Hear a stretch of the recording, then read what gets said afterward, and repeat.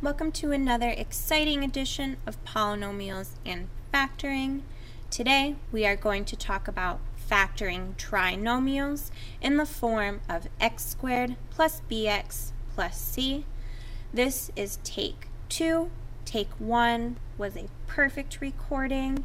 I had it about 70% uploaded and then realized that my microphone was not plugged in, so there was no sound. I am now gracing you with my lovely voice, so here we go. Recall what we did last chapter is we found the product of two binomials. So doing that yielded a trinomial. For example, we have the product of binomial x minus 4 and x plus 6. Using whatever distribution method you prefer, whether you use FOIL, double brow, double chin method, distributing each factor to another factor, the matrix form, whatever form you choose, you will still get a trinomial, meaning 3 terms. Trinomial, 3 terms. Binomial, 2 terms. So, our trinomial has been in the form of x squared plus bx plus c. So b just indicates the coefficient in front of our x value. That can be any real number.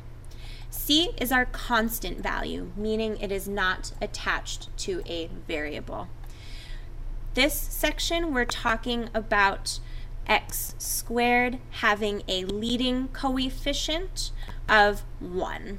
So our x squared term will have a coefficient of only 1. Next chapter we'll talk about having coefficients other than 1. So, to factor a trinomial of the form x squared plus bx plus c, consider the following cases. So when I say factor, I mean we want to do the opposite of what we did last chapter. I want the product of two binomials from any given trinomial. So case 1, we are assigning signs to b and c, our important coefficients. So b and c will both be positive for this first case. Coefficient, of course, our leading coefficient is going to be 1. So, to find the product of two binomials from a given trinomial, we're going to list the pairs of factors of coefficient c. Then we're going to identify the pair that has a sum equal to coefficient b. So let's do a couple examples together. Example 1, we are looking for the factored form of x squared plus 10x plus 21. So first we're going to identify the variables. So b is going to be 10, and I will highlight that for you. Our b term is 10. It's the coefficient of our x value. That is going to be the sum of our factors. So our goal is to have a sum of two factors that multiply together to give us c. That is going to be our end value here. We'll talk about that in 1 second. So we're going to identify our c variable, and that is 21. That matters in this column right here. So we need to find the factors of 21 that sum to 10. So the sum of factors of b, which is 10. It's a pretty color. So I'm going to list all of the factors of 21. So the most basic, 1 and 21, they multiply together to get 21. Perfect. We add them together, we get 22. That is not our b, so we will not need those factors. The other two factors of 21 are 3 and 7. The sum of 3 and 7 is 10. That is exactly what we're looking for. We have a match. So we are going to use these factors for our, binomials. We will have binomials of x plus 3, and x plus 7. We can check our work really quick by just performing a distribution method of choice where we will have x times x, which is x squared, 7x plus 3x plus 21. Now I'm going to combine like terms, so I have x squared plus 10x plus 21. That is exactly what I am looking for. So we are using this method because when we do perform our distributions, we are multiplying our factors all together. That's why I need the factors that sum together to give me that b. So these two factors right here multiply together to give me 21, and they also sum to 10. So we are doing a reverse process. So let's try another example. We're going to identify our b and c terms. Our b term in this case is 8. It is the coefficient in front of the x value, so b is 8. And I'll highlight that for you. We'll also indicate 8 in our chart. This chart will not be available to you on examples or on the Regents, so feel free to draw your own charts. For our notes, you will have them available. For your practice in Regents, you will need to draw them on your own. So b needs to go in this column. I'll be consistent. I'll keep that yellow. So b is 8. We'll highlight that. And our c term that we need to find the factors of is 15. So we'll highlight that, and then we'll go back to our pen. We have 15 and 15. So I need to find my factors of c, which is 15, that sum to b, which is 8. Forgot to highlight my chart. There we go. So factors of 15, we have 1 and 15. That sums to 16, not quite what we're looking for. We have factors of 3 and 5, and look at that, they sum to 8, and that is exactly what we're looking for. So now I'm going to form two binomials based on my factors. I'm going to have x plus 3. That's a 3. Hopefully that looks better. And x plus 5. We could do a really quick check. X times x, x squared. X times 5. 3 times x, so we have 8x. Plus 15, check. It works out. So, on your own, please complete example 3. I'll be looking for that when I go over your note packets. So please do example 3 on your own. Use the first 2 examples to help you. I'll also be available in class if you need some help. Next, case 2. We are still looking at that same trinomial form, x squared plus bx plus c. However, in these examples, coefficient b is negative and c is positive. Once again, your leading coefficient is 1. So, c is positive, so that's that very last term, yet b is negative. So we need to list the pairs of 2 negative factors of coefficient c. Then identify the pair that has a sum equal to coefficient b. So if c is positive and b is negative, we know that a negative times a negative is a positive. So those 2 factors must be negative to yield a positive c. So your signs are very important when we are factoring trinomials. Okay, so we need to identify our b and c terms. b is a negative 11. So that is going to go in our sum of factors chart. We need factors of 24 that sum to negative 11. And we have our c term, which is positive 24. So we have 24 indicated. We need to find those factors of our C, which is 24, that sum to B, which is negative 11. That kind of looks like a 4. It should be an 11. All right, so now we'll list our factors. Negative 1 and negative 24. The product of the two is a positive 24. That is perfect. And their sum is negative 25, not what we're looking for. Next, we'll try negative 2 and negative 12. Their product is 24, yet their sum is negative 14, not what we're looking for. However, negative 3 times negative 8 is a positive 24, and also sum to negative 11. That is exactly what I'm looking for. I went one step ahead. You don't have to. As long as you find the correct sum of factors, you don't need to go any further.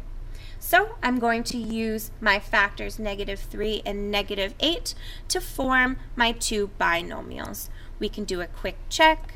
We have x squared. We have a negative 8x and a negative 3x, which is negative 11x. And we have negative 3 times negative 8, which is a positive 24. We are all clear. So we'll do another example together. We're going to identify our B and C terms. So B is a negative 6, and C is positive 8. So I'm going to go over to my chart. I have my C value, which is 8, and my B value, which is negative 6. So I need to find factors of 8 that sum to negative 6. So let's try negative 1 and negative 8. Their product is 8, however, their sum is negative 9. Not quite what we're looking for. So we'll try negative 2 and negative 4. That sum is negative 6, and that is exactly what we are looking for. So now I will form a binomial with those two factors. I have x minus 2 times x minus 4. We'll do a quick check. X squared. X times negative 4, negative 2 times x will give us a negative 6x. Negative 2 times negative 4 is a positive 8. Check. We're in the clear, except I used x instead of y, so I'll make those corrections really quick. Sorry about that, guys. That should be y, y, y, and y. There we go. So you have one more example to complete on your own. Once again, you have a negative b term and you have a positive c term. So your list of factors for your c term, which is 6 by the way, should both be negative. So try example 3 on your own, please, with examples 1 and 2 in case 2 to help you. I have one more case to consider, and that is when coefficient b is positive and c is negative, still a leading coefficient of 1. So I'm going to list the pairs of factors of coefficient negative c and identify the pair that has a sum equal to coefficient c.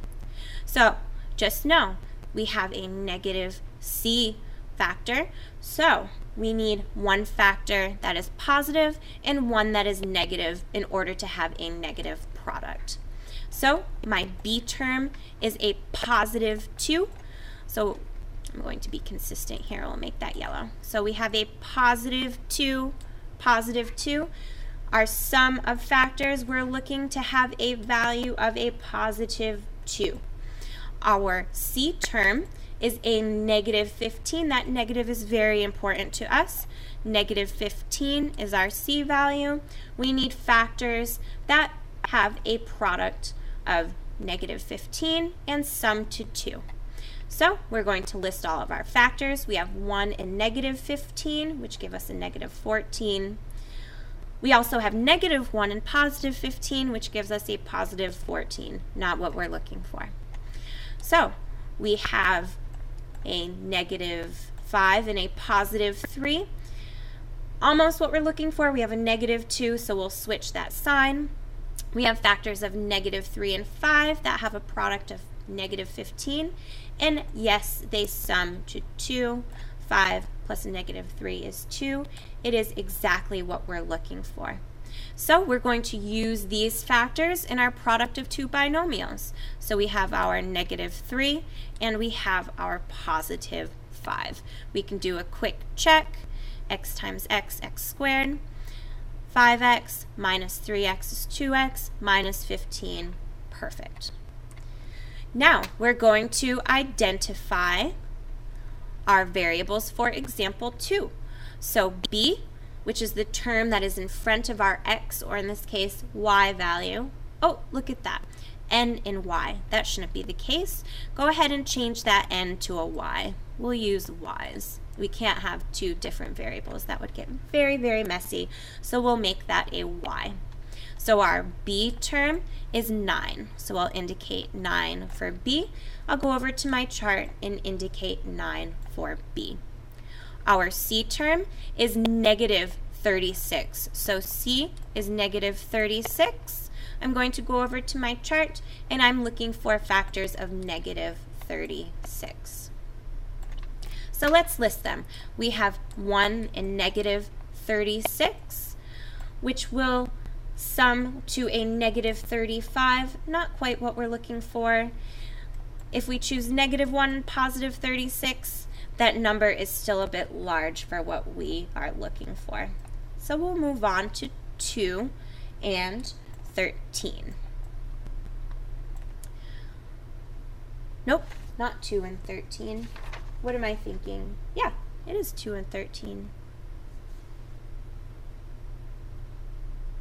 Nope, it's towards the end of the day. I'm having a brain fart. So 36 divided by 2 is 18. Woo, Miss B. So we have 2 and negative 18. The sum of 2 and negative 18 is a negative 16. Even if we tried negative 2 and positive 18, we will still end up getting a positive 16. That number is still a bit elevated. So now we'll go for 3 and 12. Now we have 12. Woo. So 3 and negative 12. That sum is negative 9. So close. Let's try switching the signs, having a negative 3 and a positive 12. We have a positive 9. There is our breadwinner right there. You do not need to go on since we found the factors that have a product of negative 36 and sum of 9. So now I'm going to indicate those factors in my binomials. I'm going to have an x minus 3 times x plus 12. Do a little checkity check. So we have x squared plus 12x minus 3x, which is 9x, minus 3 times 12 is a negative 36. Once again, I brought my x into the equation. Don't mean to do that. Don't know why I do that. Should be y. All right, so you have one more example to complete on your own, which is part of the notes. Then you have, I think, 6 problems to do on your own, and I can certainly help you out in class. Thanks for listening. We'll see you in class.